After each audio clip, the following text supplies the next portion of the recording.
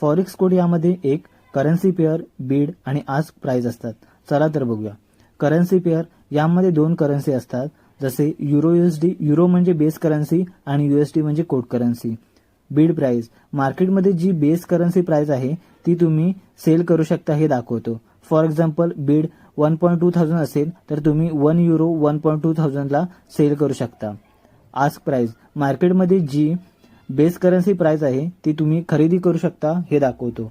For example जर ask 1.2003 असेल तर तुम्हाला 1 युरो 1.2003 USD ला खरेदी करावं लागेल. स्प्रेड हा बीड आणि आस्क मधील फरक असतो. जर बीड 1.1051 आणि आस्क 1.1053 असेल तर स्प्रेड 2 पिप्स आहे. तर थोडक्यात buy at the ask price, sell at the bid price and watch the spread to understanding trade. Forex code यामध्ये एक करन्सी पेअर, बीड